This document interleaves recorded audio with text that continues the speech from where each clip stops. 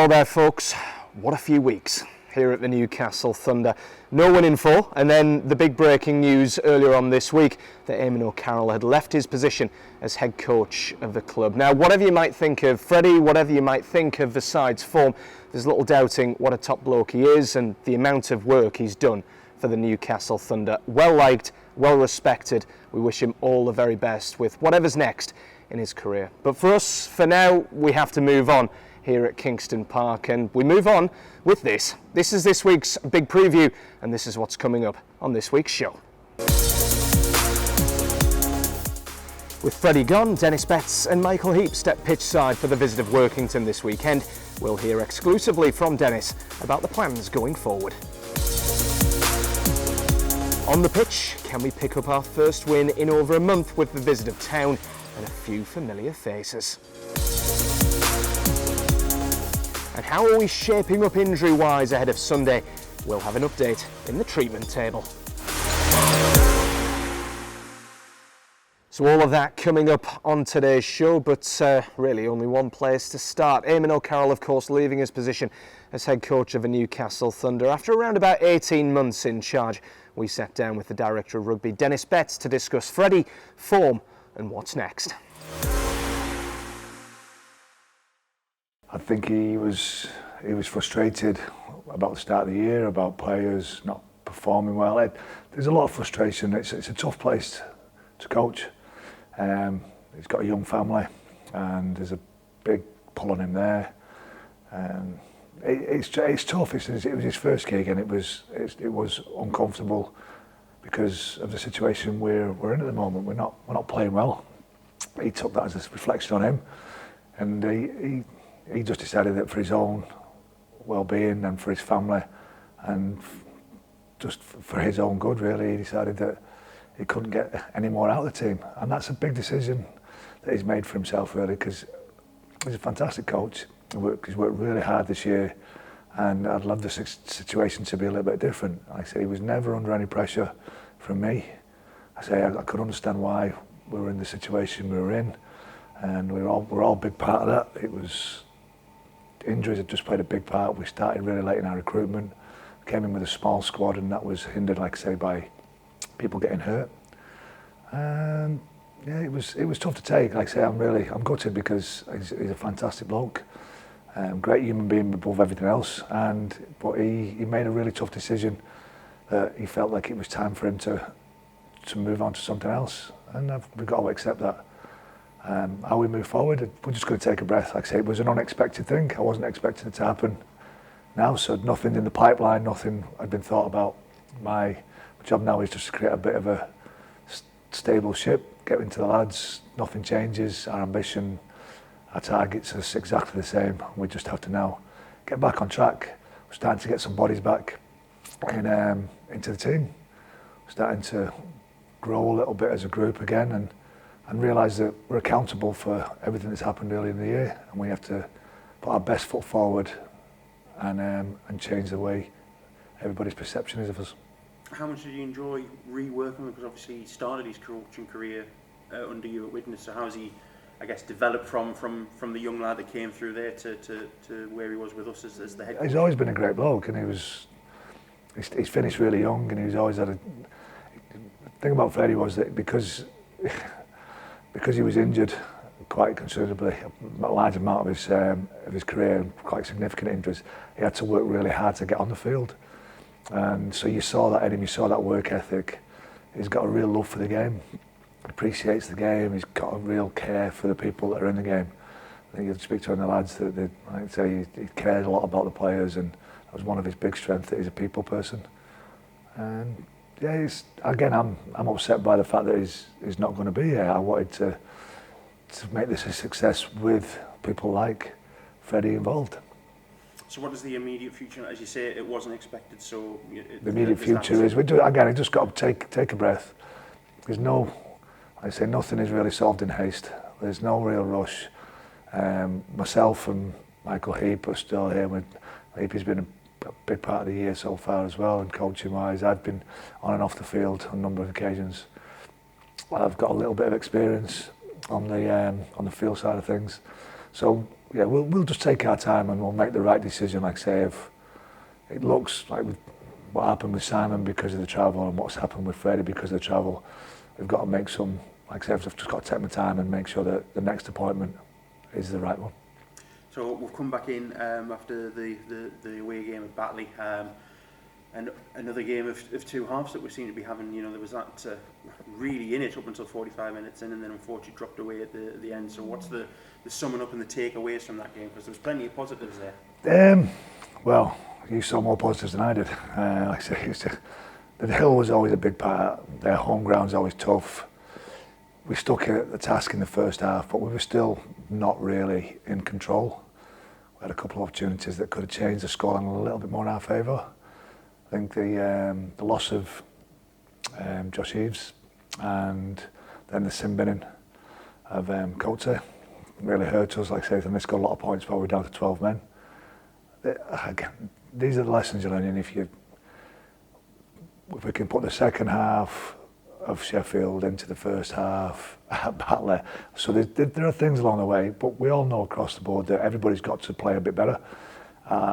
We just don't have enough consistency in performance at the moment. That comes through consistency of selection, and hopefully now moving forward we'll start to see a week in, week out team, and we can get bodies back on the training field and be consistent in our selection, and out of that selection we create a little bit of contest for places, which is having people on the training field. And how are your players sort of responding to what you're asking for them in the training? Sort of are the leadership group sort of stepping up and doing that? Are the youngsters sort of raising themselves to challenge? What's the we've trained really well. Like, there's not been a bad response all year. They've trained really good. But again, it's not our performances. Some individuals feel responsible. As a group, we feel responsible. Should we be better? Of course we should. Are we working hard? Yes, we are. And that's one way of understanding that we will get better. We will find a way to win. And like I said, there's a big part of the season still to come. We've got a lot of work to do. But we also need to start just recognising that we're not in a bad place. We're one win away from being better than we were last year, which I know sounds pretty bad because of the squad, but we've still got a long way to go to being a better place than we were last year. That's progression. It's not everybody's cup of tea, but if I can win another 6 games this year, and then next year I can win another 8 games, and the year after that I can win 10 games, it puts us in the top half of the table, well and truly in the top 4. So the progression is there, and we're looking to get better every single week, but also year on year. So the first step on that is obviously Workington at home. Met them on the first day of the season this year in typical wintry conditions over there on the west coast. So how have they progressed? Because obviously they've had a difficult year as well, but they've taken that win and have sort of given themselves a chance of getting off the bottom, and they'll be hunting. They'll be hunting hard here. Like I say, we've got to recognise the opposition, and we know that there's a lot of ex-players coming back to a ground they played a lot on. So that's going to be a fire in their belly. But we got to focus on us. We've got to focus on the things that we need to do better. So when we're worried about the opposition, then it's just that step too far. At the moment, we've got too much to concentrate on and too much to work on. The opposition is going to be tough. It's a rugby league game. We know that. We know the start of the game is going to be frantic. We know that it's going to be hostile. We know that because they've got players that have got to prove a point. It's not anything different than most weeks, but we need to put our own house in order at the moment.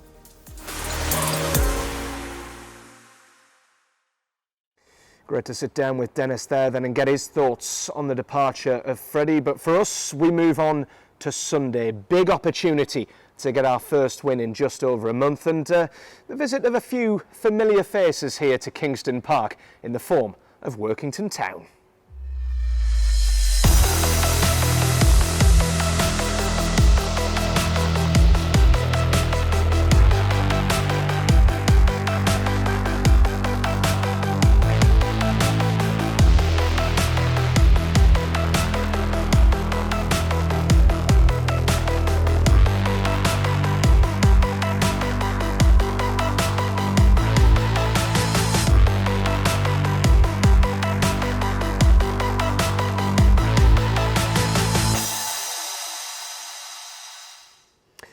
So Workington, the visitors here to Kingston Park on Sunday, but how much do you truly know about Town?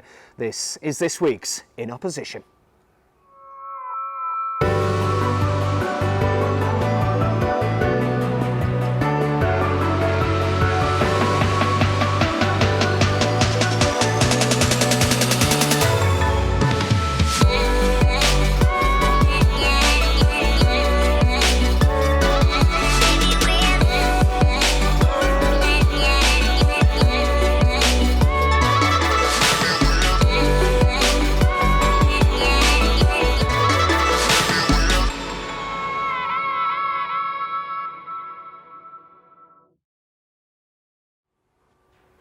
So that's you up to date with everything Workington ahead of this Sunday's clash, but time to shift the focus onto Thunder. I genuinely cannot remember the last time we had a full strength side with no injuries whatsoever. So let's see if we can get a full strength side out this weekend. It's time for this week's treatment table.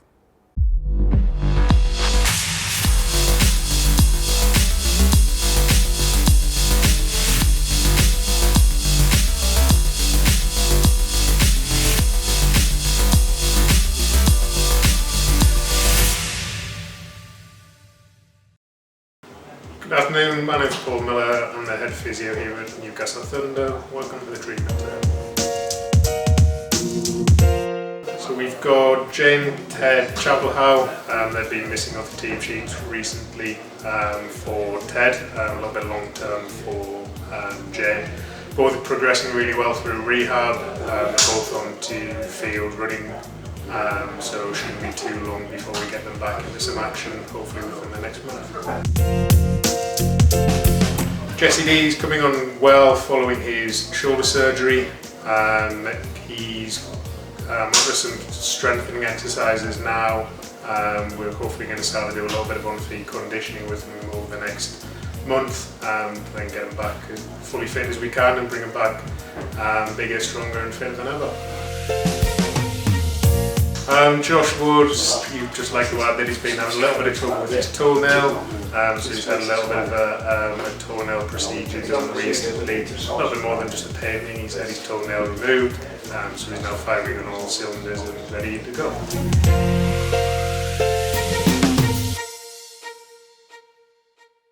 And that'll just about do us for this week's big preview. Many thanks to Dennis and to Paul for getting involved. The way that you can get involved is very, very simple. Get yourselves down here to Kingston Park, 3 p.m. kickoff against Workington Town this Sunday. But for now, from me, Andy Sixsmith, thanks for watching this week's big preview. We will see you on Sunday. Take care and bye for now.